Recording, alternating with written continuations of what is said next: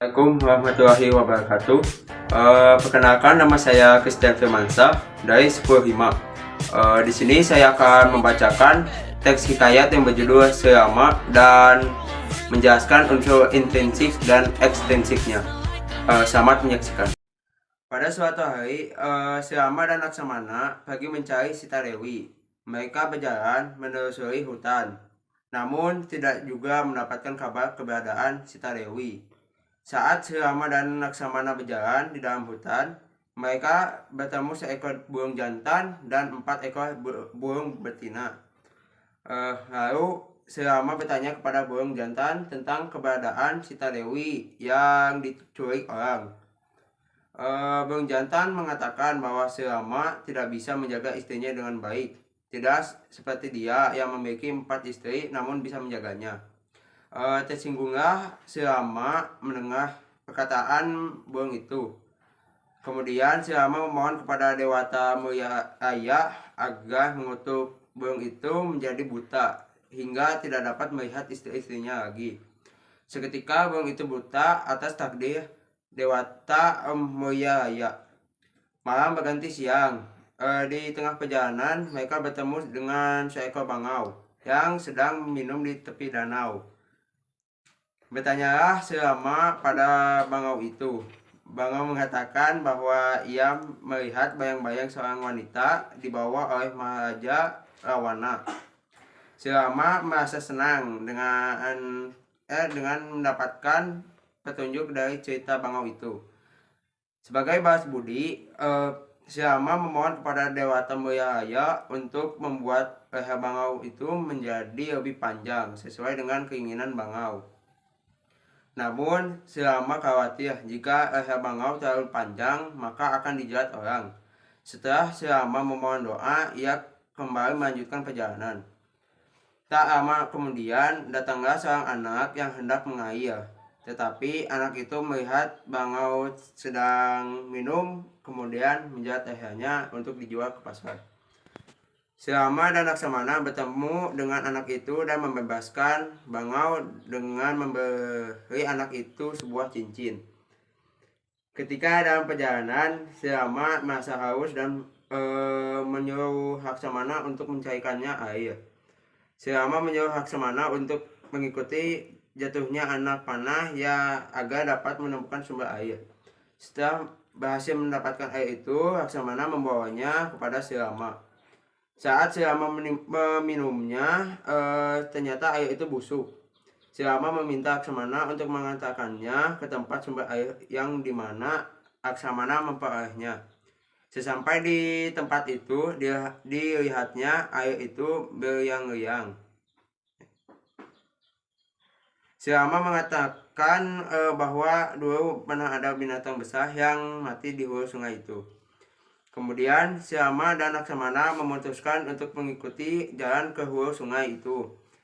Mereka bertemu dengan seekor burung besar bernama Jintayu yang tertambat sayapnya dan yang sebelah lebah. Selama bertanya kepadanya mengapa sampai Jintayu seperti itu. Jintayu menceritakan semuanya pada Selama tentang pertarungannya dengan Maharaja Rawana. Setelah Jintayu selesai bercerita, ia lalu memberikan cincin yang dilontarkan Sita Dewi saat Jintayu gugur ke bumi saat berperang dengan Maharaja Rawana. Kemudian cincin itu diambil oleh Selama. Bahagialah Selama melihat cincin itu memang benar cincin istrinya, Sita Dewi.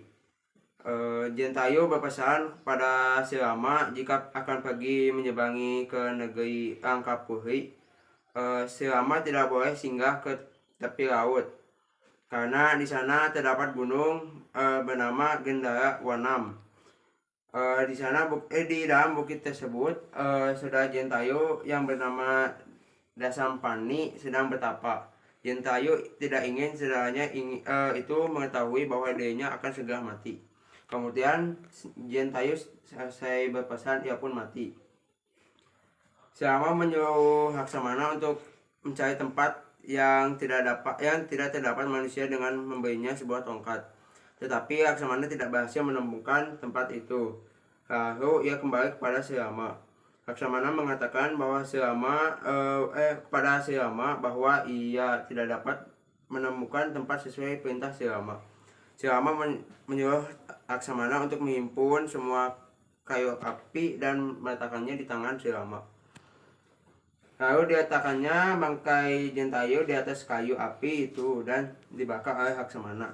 Beberapa lama kemudian api itu padam. Laksamana heran dengan kesaktian Selama yang tangannya tidak terbakar sedikit pun. Kemudian dia melanjutkan perjalanan meninggalkan tempat itu.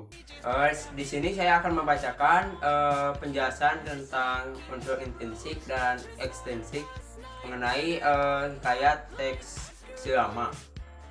Yang pertama ada tema, ininya kesetiaan dan pengorbanan. Terus yang kedua ada alur, yaitu maju. Yang ketiga ada penokohan, yaitu tokohnya adalah Selama, Sita Dewi, Laksamana, Maharaja Rawana, Jentayu, Burung Bangau, dan burung jantan. Watak-wataknya yaitu Selama itu pemberani, bijaksana, dan baik hati. Yang kedua Laksamana yaitu setia kepada Selama dan baik hati. Terus yang ketiga burung jantan yaitu mengejek. Yang keempat ada burung bangau yaitu membantu saling tolong menolong dengan Selama. Yang kelima yaitu Maharaja Rawana yaitu jahat dan menculik Sita Dewi. Yang keenam yaitu Sita Dewi yaitu setia kepada Selama. Ketujuh yaitu Jentayu. Jentayu itu pemberani dan wataknya pemberani dan setia kepada Selama dan saling tolong menolong. Ada setting, yang pertama ada setting waktu yaitu pada siang hari dan malam hari.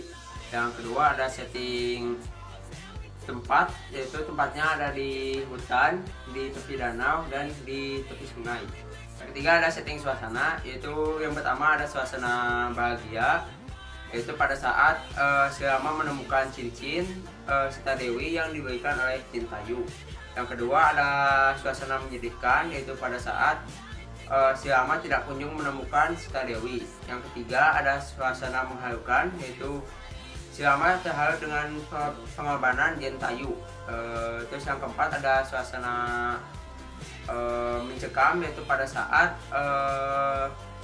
Selama mengutuk burung jantan menjadi buta. Terus yang setelah itu ada sudut pandang, yaitu menggunakan sudut pandang orang ketiga. Dan yang terakhir ada amanat, yaitu janganlah kamu mengejek orang lain. Yang tadi merupakan ada unsur intrinsik. Di sini saya akan juga menjelaskan tentang unsur ekstrinsiknya juga. Yang pertama ada nilai sosial, yaitu kita harus saling tolong menolong sesama makhluk hidup. Terus yang kedua ada nilai moral, yaitu hargailah pengorbanan seseorang yang telah rela mati demi membantu kita. Sekian dari saya, terima kasih. Mohon maaf bila ada kesalahan baik perkataan maupun perbuatan. Terima kasih.